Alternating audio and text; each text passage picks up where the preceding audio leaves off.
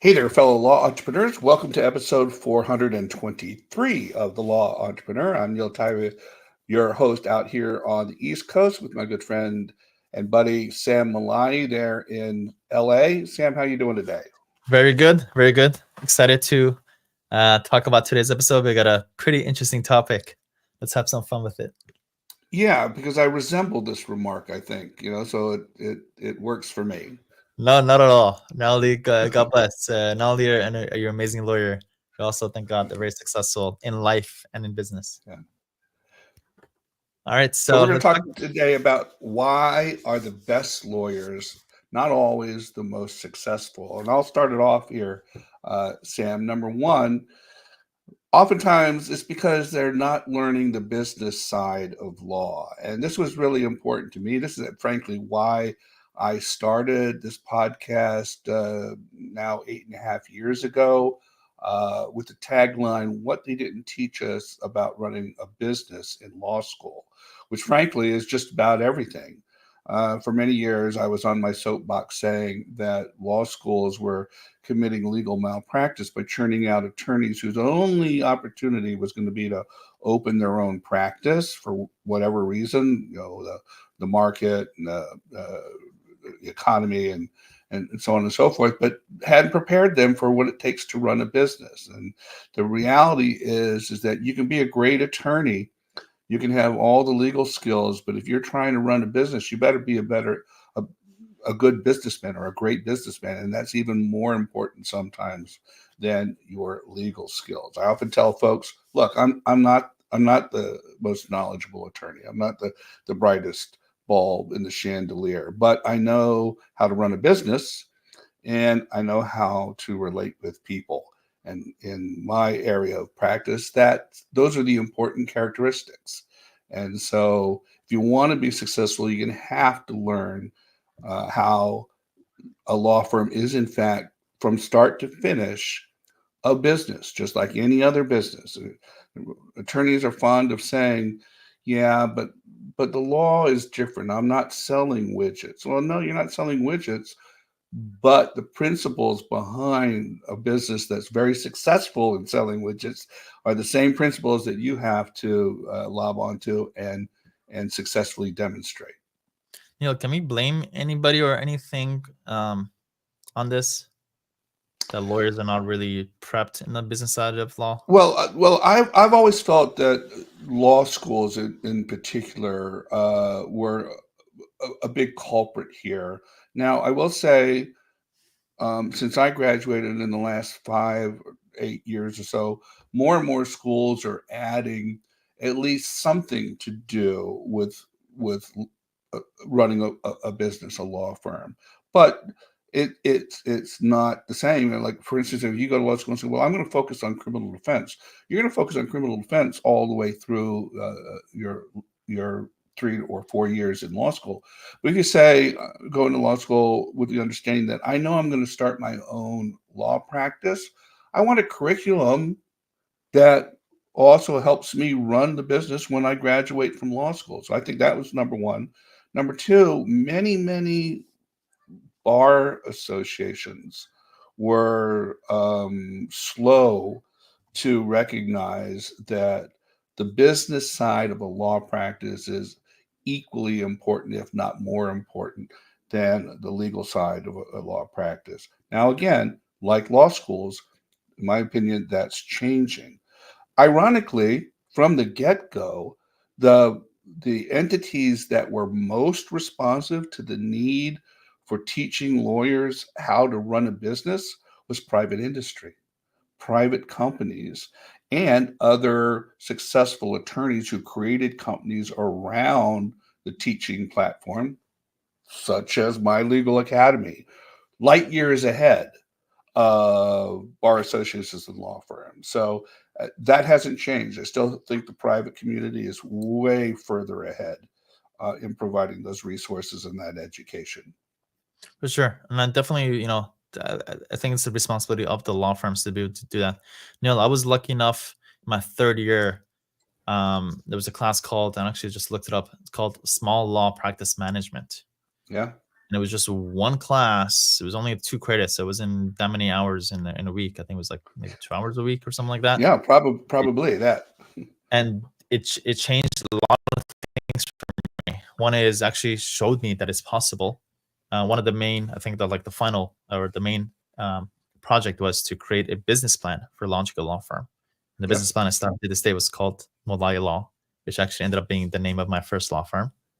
It helped me kind of put together, go to read good books, and I still have the books I'm looking at right now. The book is called How to Start and Build a Law Practice. Kind of like my first book of kind of expose me to this world.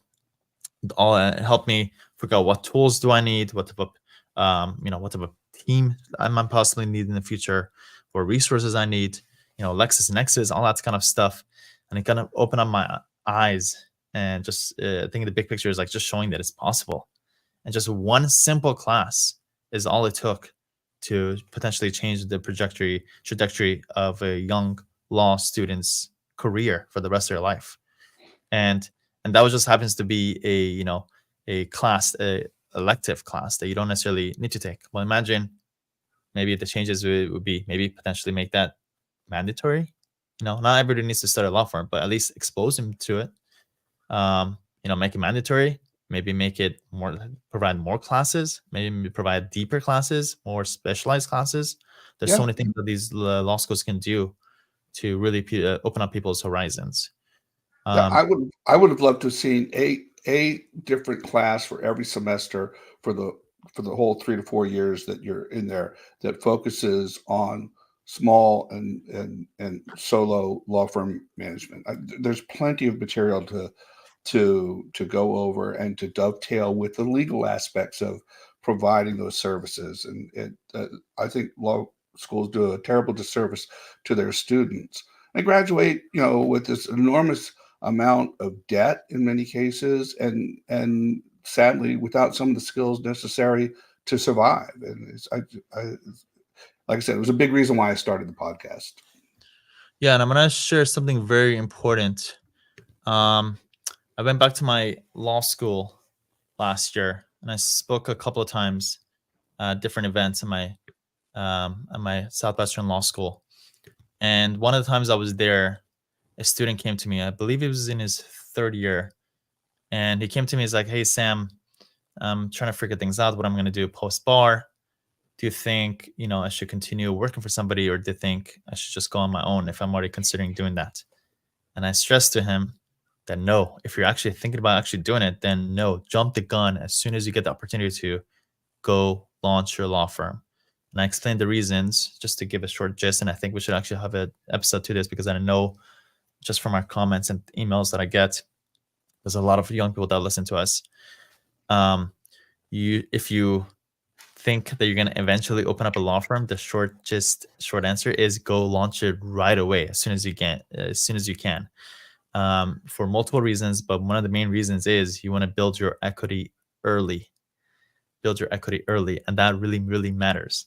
Just pure mathematical equation of this is if you launch your law firm in 2025, the equity that you have in 2030, let's just say, is you're 5 years in, the equity is worth, let's just say, $3 million. Versus if you launch your law firm in 2030, your equity is $10,000. So you're $3 million ahead. What changed? You're still launched, you launched your law firm, but just because of the timing, it's a $3 million difference.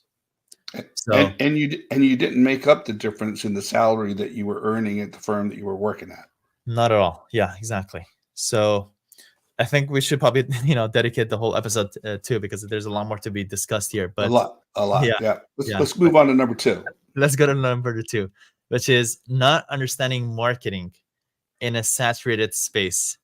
Neil, it's never been easier to start a law firm, but it's never been harder to grow a law firm. It's very easy. Let's talk about the easy part, right? It's very easy to create a website, create your Google My Business, get some directory listings, like, open up your Yelp account, do those fundamental kind of stuff, right? Anybody can do it with a couple of YouTube videos and maybe a couple of resources like Lawyer Club to help you get there. However, growing a law firm these days has gotten tougher. Don't believe me? Take it from somebody who's does this for a living. And the not just in quantity of the competition, but also the quality of the competition is getting smarter and smarter. People are using more data, more AI, more ChatGPT, more resources, more money, more technology to be able to do what they do. And if you're going to come in and think you're going to compete with the big boys and start a PI law firm in California and all the stuff that I hear about on a weekly basis, Neil, man, you're in for a rude awakening. So that means what this is ultimately, I'm not just saying this to make anybody feel bad, but it means that you got to focus more on marketing because, as we said from point number one, you got to understand how the business of law works. And when it comes to the business of law, the sect that matters the most from that, Neil, is the marketing part, because you cannot have a law firm unless if you have clients, and you can't have clients until you learn how to generate clients. So ultimately, it will come down to just you being the success of your law firm depends on how well can you generate clients.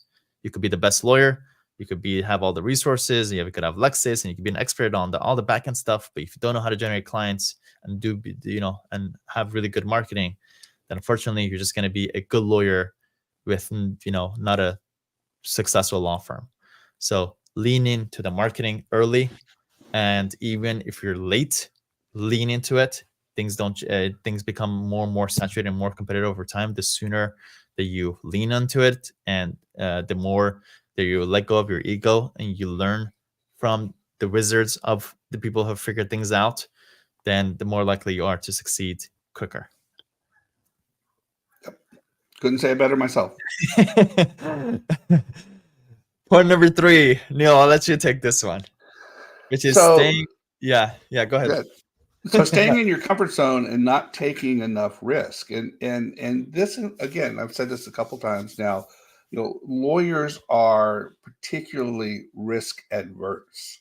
They are so conservative in their approach to everything we do, and to some degree, that's understandable because you don't want to take risk when it comes to, say, oh, I don't know, your client's freedom, right?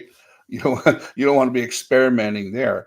So we're conditioned, we're trained, we're taught to be risk averse, and that's not consistent with creating a great practice. You have to take risk, and I think one of the things that you and I, Sam, have in common is that we didn't necessarily identify this unknown as being a risk that we were about to take. We viewed it as a challenge, and that we were up for the challenge, and that we were going to adapt and adopt whatever was necessary in order to overcome that challenge. And so therefore we're taking a calculated risk. It's something that we have at least given some thought to and some idea of how we're going to manage the process. But you have to put yourself out there. You have to step off that plank, as I like to say, and make the moves that are necessary to get moving. And if you're always hanging back and playing defense and playing it safe, you're never going to move forward. You have to take some risk. And getting out of your comfort zone, right, Neil? Yeah. It's kind of boring to be in your comfort zone. Again, life is short. Let's spice it up a little bit. What I've seen, Neil, is that technology and competition increases variance.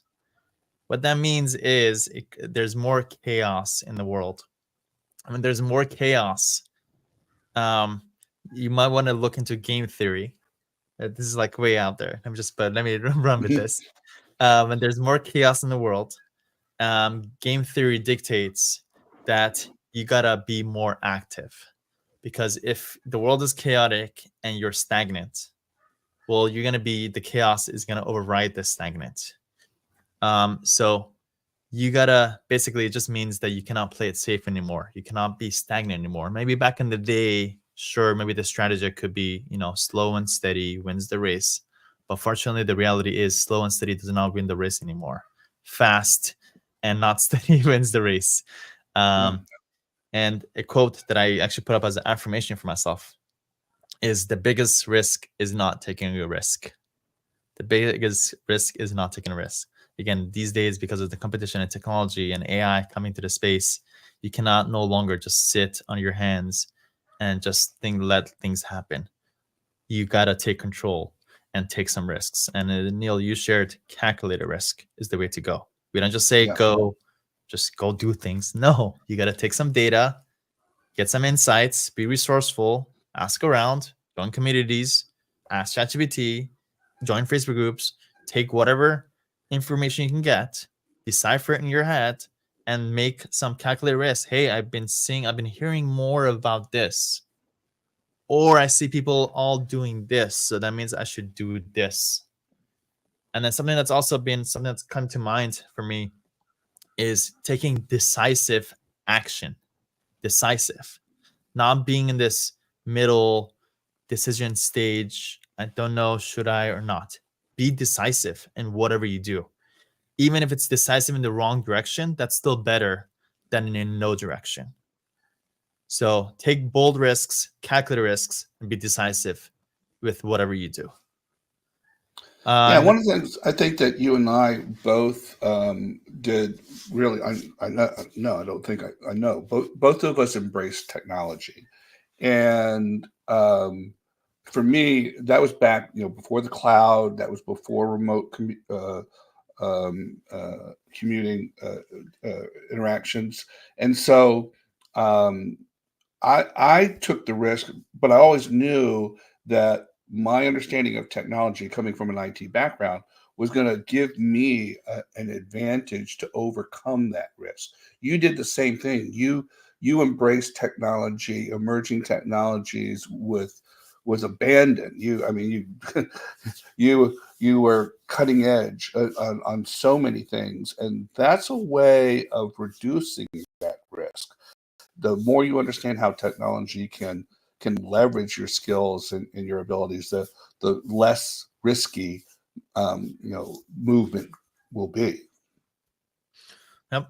Let's go to point number 4 of why are the best lawyers not always the most successful, Neil, is being introverted or extroverted when balance is needed. Everybody's on this kind of gradient from introverted to extroverted. From what I've seen, actually, I should look at the data. Like, what percentage of people are usually introverted versus extroverted? From what I remember, I think it was one quarter are introverted. But let's see. But Neil, what are you? Are you an introvert or extrovert? I'm way extroverted. I'm on that bell curve. I'm all the way to the right. Nice. I'm more on the other side. I'm more on the introverted side, and it seems like ChatGPT is sharing with us that some studies indicate that around 30 to 50% of people identify as introverts, while others show the majority of people may have a mix of introverted and extroverted traits, a concept known as being ambiverted. And I know a lot of people probably fall within that middle kind of Mhm. ground of being a mix of both. This means most people fall somewhere between pure introversion and extroversion. However, the exact percentage can depend on how introversion and extroversion are defined and measured in various psychological studies. But the point of the lesson is, Neil, is that you cannot, if you're an introvert, you cannot just be an introvert in business. God favors the bold, and God wants you to be a well-rounded person. And that's why I think one of the reasons why God wants you to get married is so that you have somebody complementary who is different from you, who rub off on you and make you a better, wholesome, well-rounded person. And that's, guess what? That same drive and those same reasons also apply in business. If you just come into a business and you just play who you are and where your comfort zone is as the introverted person, you're going to struggle versus somebody who's going to play the more well-rounded approach, is that they'll know when to be an extrovert and when to be an introvert and be able to play both roles when the time calls for those two characteristics. I'm very conscious that I'm an introvert, and that means I've leaned in the past couple of years. I've leaned more into extroverted roles on purpose. I placed myself in situations where I never could have imagined, Neil, like I just said, like a perfect example in my head, 10 years ago, I could have never imagined having a conference for lawyers. We had a conference for lawyers last year called MLA Live 2023. Just looking back, thinking about those moments where I'm on stage and I come on stage and I'm interacting with people and they're saying hi and I'm saying going there, like that whole thing. I was like, are you serious? Like that's me. But I think I attribute that to accepting myself, not being ashamed by it, but also leaning towards the other side too and being okay with it too, and not feeling ashamed or embarrassed or uncomfortable if I have to sometimes be the other side. Neil, how's this worked out in your life, this whole extroverted versus extroverted, introverted versus extroverted, right? Yeah, what I've found is that, as you said, I think balance is the right perspective. Too much of my extrovertism can be off-putting or unproductive, and I think I'm best, and my firm is best when we show some balance there. There are times when being introverted and being introspective are more important than being outgoing and extroverted. I do estate planning, and it was brought home to me this past weekend when we had to do an estate plan for a young woman who sadly is not going to be with us much longer. And going into that environment in my usual extroverted way, and full of energy and personalities, was not going to be helpful to the client or the situation we were addressing. So I had to take kind of that other approach, that more sensitive introverted approach. And so finding that balance in the right spots in the right moments, is important. And I think that's what allows you to address a wide spectrum of issues and challenges, and grow within them. Something that I've noticed, Neil, from introverts, I could spot an introvert when I look at their social media. When people join our program, I get their name texted to me as soon as somebody joins, and right away, I go look them up on social media Sure. to see what they're like. Good news is we were so similar. A lot of people that join our program are very similar to each other. They're usually into self-development. They're usually family-oriented, growth-oriented, kind of like just good, well-rounded people. So that's the kind of cool part. But something I've noticed from introverted people is that they're kind of hidden when they hide their life. There's good reasons, to be private. I attest to that. I think that's very good. But at the same time, just know if you have a law firm, these days, people are going to look you up. And if you're completely hidden from a lot of social media accounts, that causes friction, and it causes not just missed opportunities, but it also creates some rifts to help And that some person and decide some whether doubt. you. Yeah, it's a doubt. It creates kind of Yeah. unclarity, unknown. Who is this person? Is this person real? Can I trust them? So just make sure for my fellow introverts, fill out your social media profiles, your LinkedIn's, at least your LinkedIn, at least your website, about me section, and maybe Facebook and Instagram if you happen to get to it. It reminds me of, in the beginning, where so many people said, keep your social media private from your work accounts, your LinkedIn and your website and that kind of thing. I never really bought into that, because I always felt like you can't separate your being into two entities, that you were all a holistic whole. And I just kind of leaned in on that. And one of the things I did, like on my website, on my About Me page, I let all about my background, how law was my fourth career, and my roles as a husband and as a father and as a coach and that kind of thing. I didn't get down to my resume, as we were talking about in the last episode, till the bottom of the page. And I can't tell you how many people have said that resonated with them, getting to know the person as a whole. So if you are introverted to the point where you're not allowing people to see the whole person that you really are, I think you might want to take a look at that and see if there's more balance that you can achieve. Genius. Neil, you leaned towards that KLT that we always talk about, that know, like, and trust. Yeah, Smart. I'm sure your conversion rates are much, much, much higher than yeah, people who don't have those things for on their sure. website.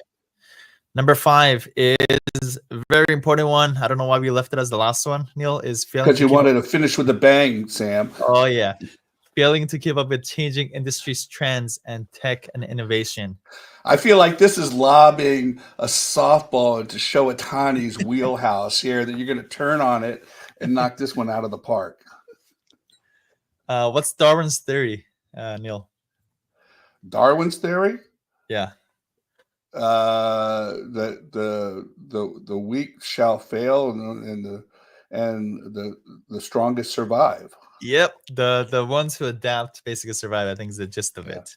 Right? It's not the strongest that survive. It's the ones the that ones that are adapt. Yep. that adapt. I realized it was actually, I remember, it was something that I saw yesterday that triggered this Darwin's theory. And I realized this Darwin's theory, I explained this on one of my first webinars that I did for lawyers. I tried to explain this, like, listen, it's not the best lawyer or the blah, blah, best lawyer who's going to win here. It's the lawyer that adapts is the lawyer that's going to do well for the next 10 years. And now that I'm 10 years in, I'm like, oh man, that's been a good secret sauce. That's still very important even going forward.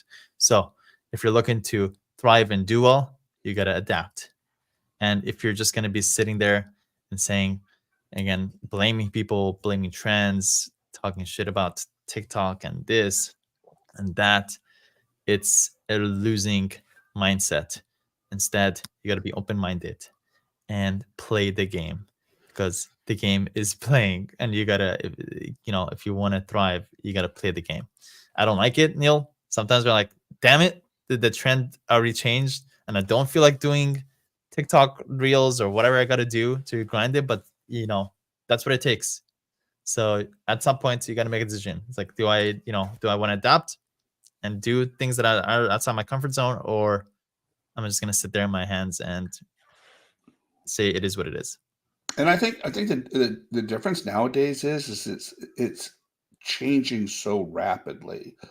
Back in the day, the pace of innovation was much slower, and you could keep up with it. And I think what frustrates some people right now is that it seems to be moving faster and faster and faster every year, every quarter. And unfortunately, that is reality. Technology, the pace of evolution in technology does not slow down. It never slows down. It goes up exponentially.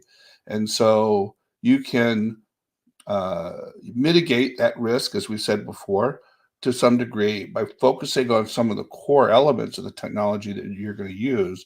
But at the end of the day, you've got to keep pace, because what I've seen, what you've seen, Sam, is that the newer breed of attorney, they've come up with this technology since grade school, and they've adapted along the way, and they're going to continue to adapt. And if you want to survive, you're going to have to adapt with them.